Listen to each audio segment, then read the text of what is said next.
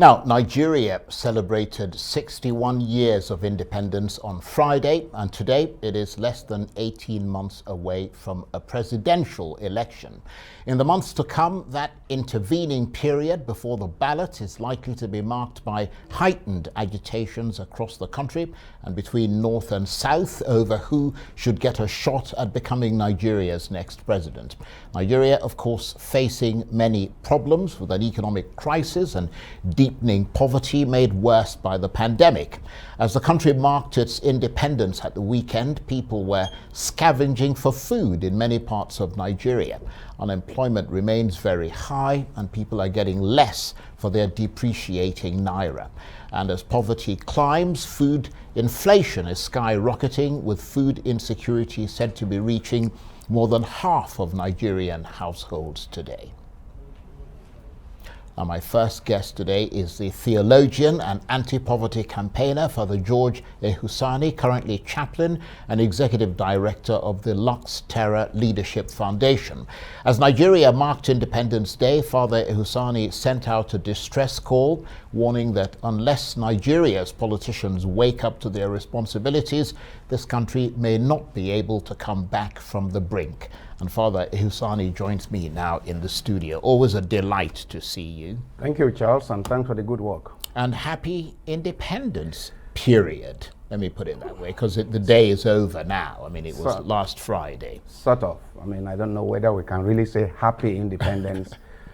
Well, but since we are people of hope, yes, we can say happy independence in anticipation that things will get better. That our leaders will recognize that we are heading for ruin if they do not change their ways. And on that note, were you impressed generally with President Buhari's Independence Day speech? Did he say the sort of thing that you wanted to hear on Independence Day? Absolutely not, because there were a lot of incorrectitudes in the speech, and the leadership is generally alienated from the people.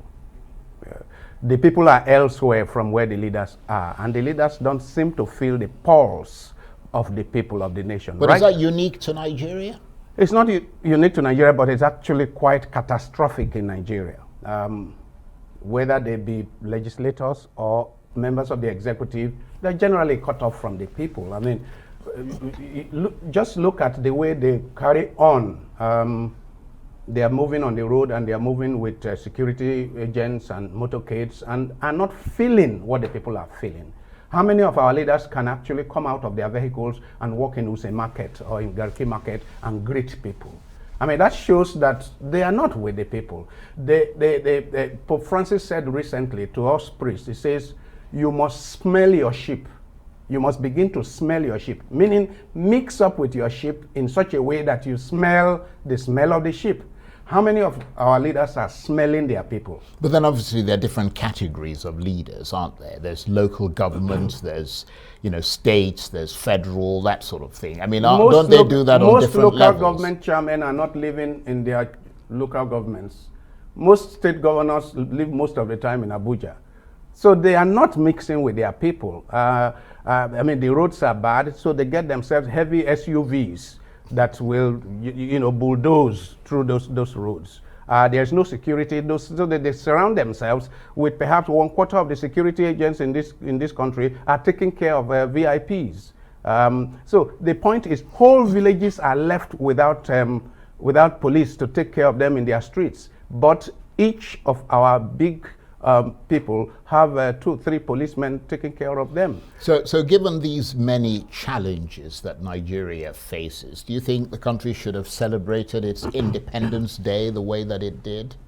It's supposed to be a day for sober reflection. Sober reflection on why we have continued to fail after 61 years.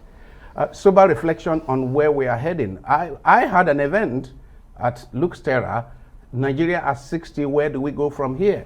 And we were lamenting the situation, but also trying to prefer solutions as to how do we change our course. And a lot of the reflections came back to the quality of leadership recruitment processes, the kind of characters that emerge as leaders in this country.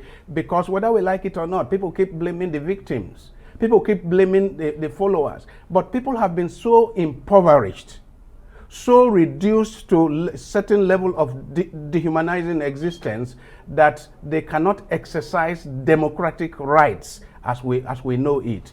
We are really not running a democracy when people are so ignorant and so deprived, so economically deprived, and 5,000 naira, 1,000 naira will make a big difference in their lives. How can you run a democracy on that? But that's obviously something that has happened over a long period of time, the systematic impoverishment of the people. Do you concede, as this government insists, that it is doing something to try and raise those standards, given the innumerable challenges it faces, that it's trying to, at least it's identified the problem of poverty and it's trying to rectify that situation? Of course, many of us cannot deny that they are perhaps trying to do something, but we cannot see the impact. I work in the NGO sector, and today there is a lot of emphasis on impact, outcome and impact. Those who fund a lot of projects, CSO projects in this country, are saying, no, we cannot just be, don't tell us you trained 100 people in this or that. What is the impact? They talk about first level, second level, third level of actors. What is the impact? And if you cannot demonstrate the impact, then sorry, we can't continue to fund you. So for us to be told after 6 years we are doing so much, but look at what naira versus the dollar costs now. Look at the villages. I mean, I traveled out of Abuja somewhere a few days ago and see what the roads are. And then for me, actually, any contractor can make roads. Any contractor can build bridges or railway lines. The most important responsibility of government is the security of lives and property. Now, if what we require today is that all this money is being voted for all kinds of projects be channeled to security, because if you do not have security, you build roads, you build bridges, you build whatever, they can be blown up in one day. And I just want our leaders to know that we are sitting on a keg of gunpowder. All these projects are just a pack of cards. They will collapse one day if you do not have, if the people do not buy into it. So if you were president of Nigeria tomorrow, what would you do? What I will do is to focus 90% of the resources on security. First of all, what I will do immediately is to decentralize the police force. Because what we are talking about is internal security. Is to decentralize the police force so that local governments can assess the security situation in their local government. But you do concede that that is going to take time to achieve. No, it won't take time. I mean, I discussed with one senior politician a few days ago, and he said within 2 weeks that can be done if the leadership had the political will.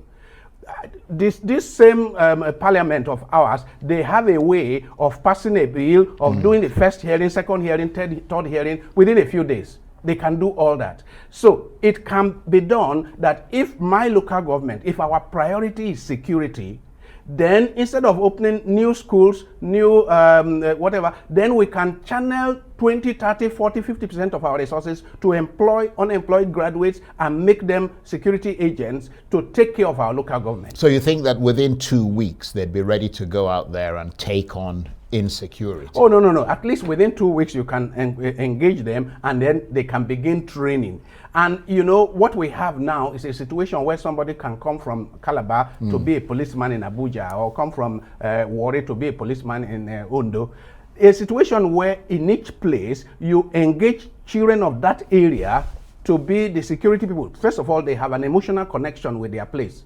So this thing about being a sellout and you know, an informant to some insurgent to come and destroy your town, that will be far-fetched, because those who come from a particular place have an emotional attachment to that place. Absolutely. And to securing that place. So engage the people in that village. I mean, I was somewhere in Wales two years ago, where the police officer, the new DPO that was elected, he came around, went from house to house to introduce himself, and told us that he lived there and that he is the senior police officer, and everybody in the village gets to know him and relate with him. So if they see any strange person, they call that person and say, look, we notice a strange person here. So there is something about local police, state police, and then of course federal police. But I can't understand, the whole country is dying. Every day, crime is taking over the landscape, and yet we have a leadership that insists, no, we won't do this, we won't do that. So why do you think that's the case? Why do you think that they don't seem to see it the way that you see it? Self-serving. A lot of our leaders are self-serving. I mean, this thing about the imperative of the common good is missing. People get there, and what is important is the next election. It's the next election. And the next position, I mean, as you can see, somebody becomes a local government chairman. The next thing is that he wants to go to House of Rep. The next thing is that he wants to go to Senate. Then he becomes governor. And after governor, he wants to return to Senate, and so on and so forth. So it is just self-perpetuation. It is not about what is good for the country, the future of the country. And so they are ready to negotiate away the good of the people if it will preserve their stay in the Senate, if it will preserve their political ambition. They are ready to negotiate away. I mean, look at what happened in the electronic transmission incident. The way people voted, electronic transmission of election results. Election results. Right. You would think that MTN and Glo and others are the masts are located according to political parties in this country. I mean, for me, I was so thoroughly disappointed the way the votes went, because I was looking for the truth somewhere, and I couldn't see the truth. And I saw these people who are supposed to be our leaders just concerned with self-preservation rather than the truth about the MTN coverage. That there is no part of this country where they at least don't have 2G or 3G. And then we saw our leaders lying to Nigerians that there is no network in their village. And yet they are receiving messages from their village every day, and they are sending messages every day. How many of them have traveled to their villages in the last 6 months? Yet they are in contact with their villages every day through the phone. But they lied to all of us that they have no network in their village. I mean, I was so disappointed, and many Nigerians have been so disappointed. You could see the alienation between the leadership and the people that they claim to lead. Father Ehusani, please stay with us. We want to talk with you a little bit more. You're watching the Arise interview. Plenty more still ahead as we continue our chat with Nigeria's leading anti-poverty campaigner and human rights activist, Father George Ehusani. Stay with us.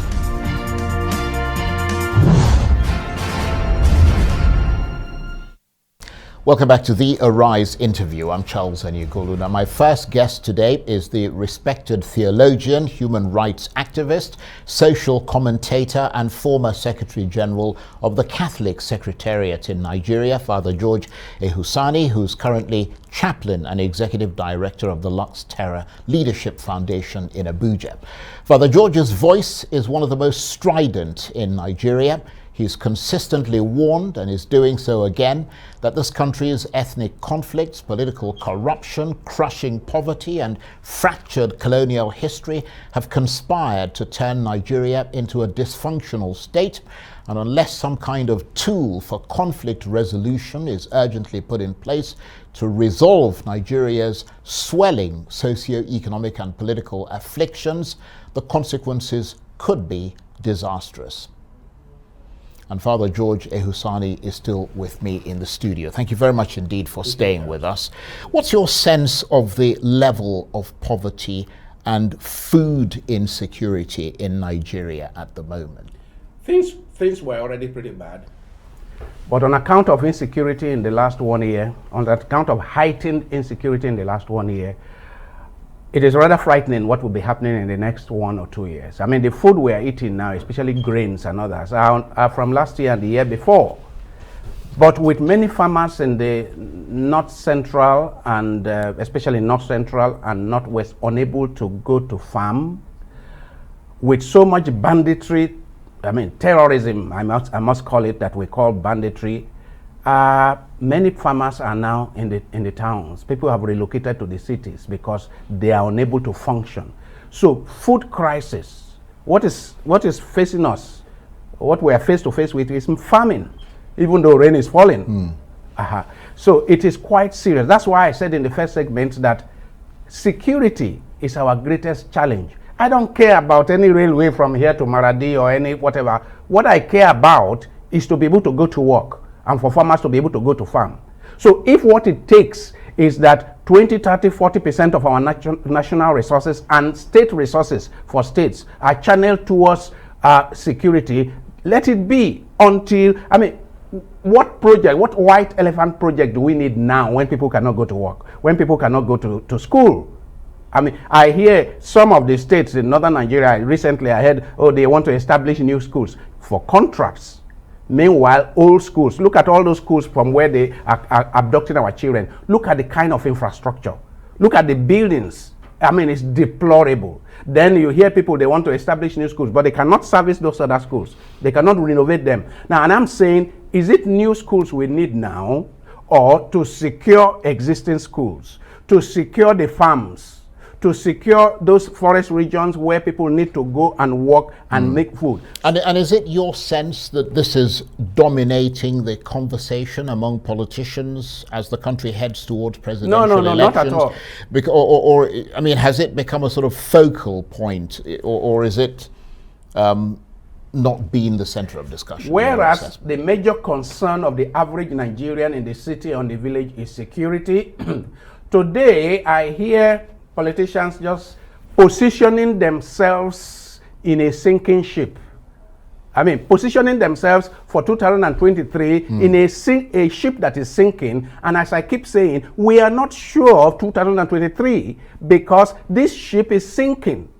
And if any politician is listening to me to say, look, this ship we are inside is sinking. So if you are just changing chairs and positioning yourselves in that ship, sorry, you've got it wrong. If you do not change your course, you will end up where you are headed. And where we are headed is destruction, is ruination. So who do you blame for this rising poverty and this sinking ship? Is it the government of President Buhari?